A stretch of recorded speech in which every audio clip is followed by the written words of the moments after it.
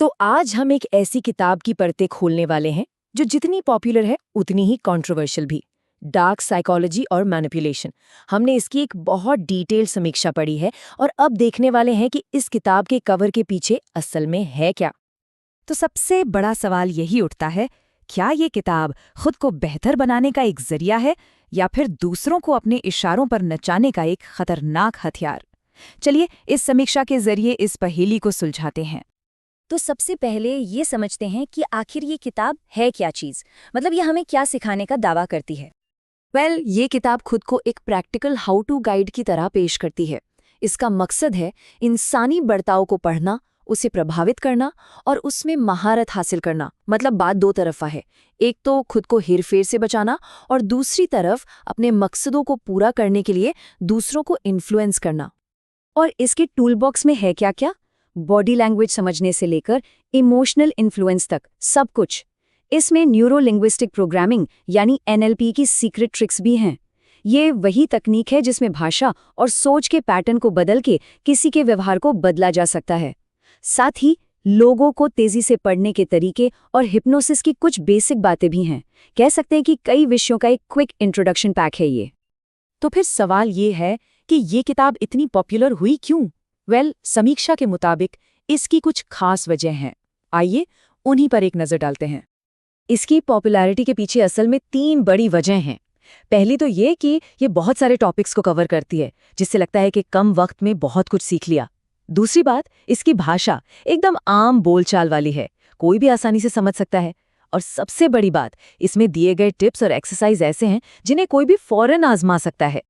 लेकिन हर सिक्के का दूसरा पहलू भी तो होता है ना? तो अब बात करते हैं इस किताब की कमजोरियों की और इससे जुड़े एथिकल रिस्क्स की। और यहीं पर कहानी में एक बड़ा ट्विस्ट आता है। एक तरफ किताब बहुत ही प्रैक्टिकल और काम की लगती है, लेकिन दूसरी तरफ इसमें साइंटिफिक गहराई की जबरदस्त कमी है। ज्यादातर दावे बिना किसी ठोस रिसर्च या सबूत के बस हवा में कर दिए गए हैं। और यहीं इस किताब से जुड़ा सबसे बड़ा खतरा सामने आता है। रिव्यू में साफ कहा गया है कि क्योंकि ये तकनीकें बहुत सीधी और सरल भाषा में सिखाई गई हैं, तो कोई भी इंसान जिसके नैतिक सिद्धांत मजबूत नहीं है, वो इनका इस्तेमाल दूसरों का शोषण करने के लिए कर सकता है। तो फिर सवाल ये है कि ये किताब आखिर पढ़ने किसे चाहिए और किन्हें इससे बिल्कुल दूर रहना चाहिए? देखिए, बात सीधी सी है। अगर कोई इस विषय में बिल्कुल नया है और मैनिपुलेशन को पहचानने या अपनी बात मनवाने के लिए कुछ आसान टिप्स चाहता है, तो ये किताब शायद काम की हो सकती है। लेकिन अगर कोई प्रोफेशनल है, जैसे कि कोई थेरेपिस्ट या रिसर्चर या फिर कोई किसी विषय में गहरी साइंटिफिक जानकारी चाहता है, तो उसे इससे दूर ही रहना चाहिए। चलिए अब आते हैं फाइनल वर्डिक्ट पर। समीक्षक ने इसे क्या स्कोर दिया है और आगे के लिए क्या सलाह दी है?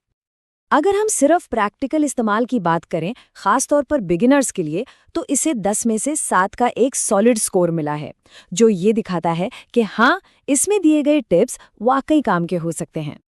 लेकिन जैसे ही बात साइंटिफिक प्रूफ और एकेडमिक वैल्यू पर आती है, स्कोर धड़ाम से गिरकर 10 में से सिर्फ 3 रह जाता है। और सच कहें तो यही इस किताब की सबसे बड़ी कमजोरी है। और एथिकल सेफ्टी का क्या? इस मामले में कोई स्कोर नहीं है। ये पूरी तरह से पढ़ने वाले के विवेक और उसकी जिम्मेदारी पर निर्भर करता है कि वो इन तकनीकों का इस्तेमाल कैसे करता है।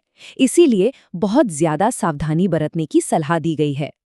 तो अगर कोई इस विषय को और गहराई से सही तरीके से समझना चाहता है, तो रिव्यू में रॉबर्ट सियाल्डिनी की क्लासिक किताब इन्फ्लुएंस या सोशल साइकोलॉजी की टेक्स्ट बुक्स जैसे भरोसेमंद सोर्स पढ़ने की सलाह दी गई है।